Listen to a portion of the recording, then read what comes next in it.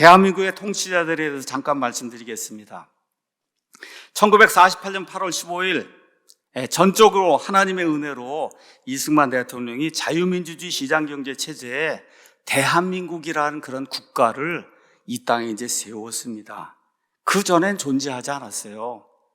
1948년 8월 15일에 새로운 나라가 형성이 됐어요. 그 당시 60에서 70% 이 땅에 사는 그런 국민들이 공산주의 사회주의를 원했지만 하나님께서 이승만이라고 하는 이 하나님의 성도를 통해서 이 나라에 자유를 줄 수 있는 자유민주주의 체제의 국가, 이 기초를 놓게 했습니다. 그 이후에 박정희라고 하는 그런 대통령을 하나님께서 우리에게 허락해 주셔서 5,000년 역사에서 처음으로 먹고 사는 문제 해결하게 그렇게 해주셨고, 선진국에 들어갈 수 있는 그런 기초를 완성해 주셨습니다. 그 이후에 여러 명의 이제 통치자들이 나타났는데 군인 대통령들 빼고는 대개 다 그저 그런 사람들이었습니다.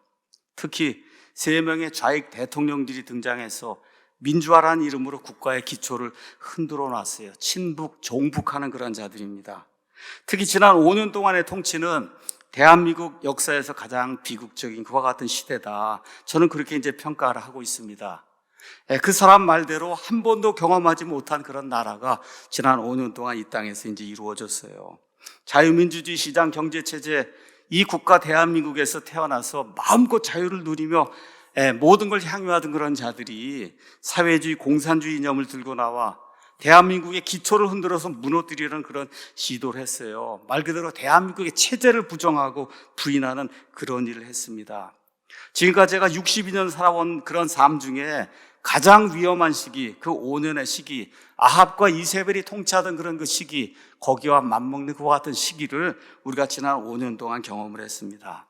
하나님께서 우리 성도들의 간절한 기도를 들으시고 정말 간발의 차이로 윤석열 후보라고 한 사람이 예후와 비슷한 이와 같은 그러한 그 상황에 놓여 있는 그 사람이 기적적으로 대통령이 당선되게 하시고 5월 10일부터 그 사람이 나라의 대통령으로 이 나라를 통치하고 있습니다. 제가 오늘 하나님의 주권에 대해서 말씀드린다 그랬습니다. 어느 누가 윤석열, 김건희 이 두 사람이 대통령이 되고 영부인이 되리라고 생각을 했겠습니까? 아마 본인들도 한 번도 생각해 보지 않았을 거예요. 그렇죠, 여러분? 이게 하나님의 주권이라고 제가 여러분에게 말씀드린 거예요. 근데 하나님께서 하나님의 뜻을 이루시려고 이 나라의 대통령과 영부인으로 본인들도 한 번도 생각해 보지 못한 이 두 사람을 이렇게 임명을 해 주셨습니다. 이것이 성경이 이야기하는 하나님의 주권이다. 이제 윤석열이라고 한 사람, 그 사람이 해야 될 일은 하나님이 정부를 세워주신 그 목적을 이루는 거예요.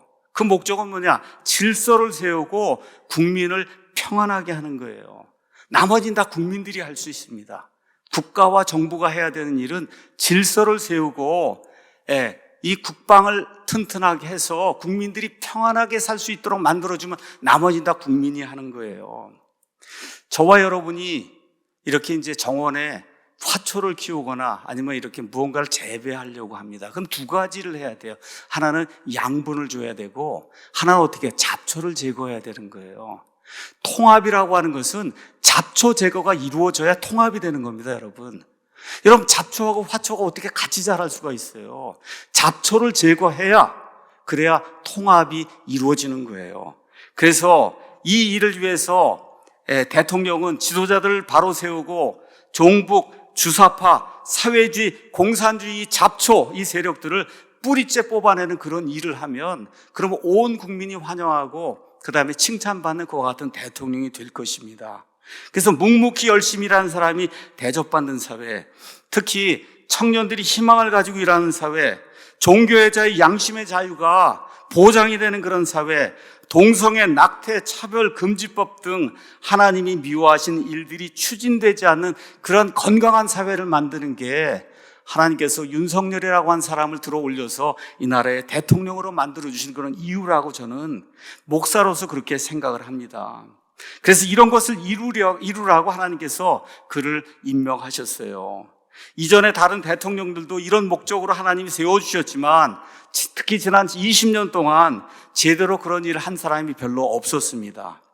이 일을 대통령이 돼서 올바르게 수행하면 하나님께서 아합의 집을 무너뜨린 그 예후라고 한 사람이 비록 하나님을 섬기지 않았지만 그에게 커다란 복을 주신 것처럼 그 사람이 통치하는 이 기간에 이 나라와 그 사람에게 커다란 복을 주실 것을 저는 확신합니다.